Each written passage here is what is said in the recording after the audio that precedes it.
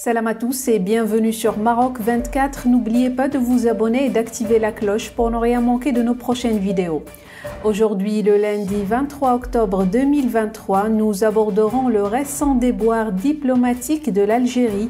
Contrairement à Sa Majesté le roi Mohamed VI, représenté par le ministre des Affaires étrangères Nasser Bourita, Tebboune n'a pas été convié par le président égyptien Abdel Fattah Sisi au sommet de la paix au Caire, visant à discuter des évolutions récentes au Moyen-Orient et à explorer des solutions au conflit israélo-palestinien.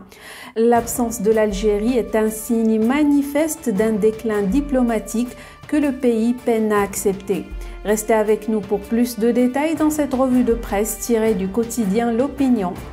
S'étant autoproclamé tuteur de facto de la cause palestinienne, depuis les préparatifs du sommet de la Ligue arabe tenu les 1 et 2 novembre 2023, le régime d'Alger n'arrive pas à se frayer le chemin idoine pour jouer un rôle de premier plan dans le règlement d'un conflit auquel le peuple algérien accorde une grande importance au point d'en faire une affaire sacrée.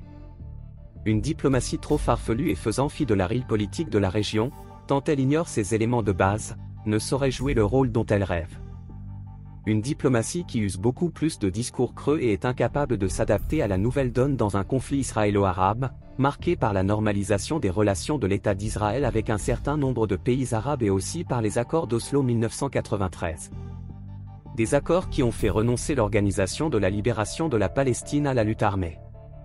Faut-il rappeler que le régime algérien a perdu tous ses repères sur la scène diplomatique internationale depuis son enlisement dans la guerre civile dans les années 90, et a perdu beaucoup pour ne pas dire toute sa crédibilité, malgré le semblant de regain avec l'arrivée de feu Abdelaziz Bouteflika à la tête de l'État en 1999.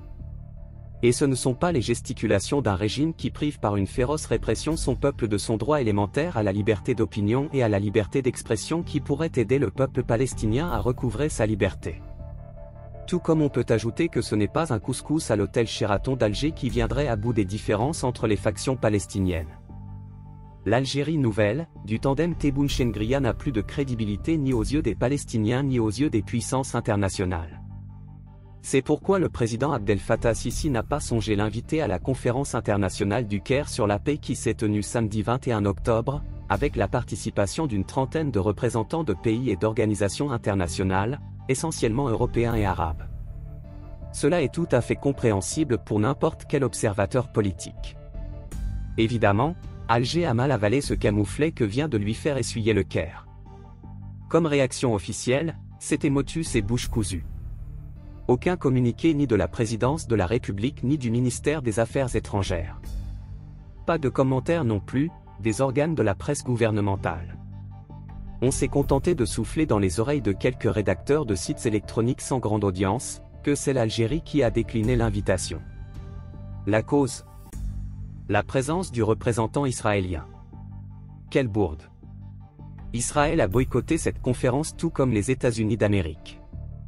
Et du coup Alger, si réellement avait décliné l'invitation, se trouve dans le même camp que celui d'Israël, celui des boycotteurs. Allez comprendre quelque chose à la diplomatie algérienne. Pour rester informé, je vous invite à regarder les vidéos Maroc 24 qui s'affichent sur votre écran.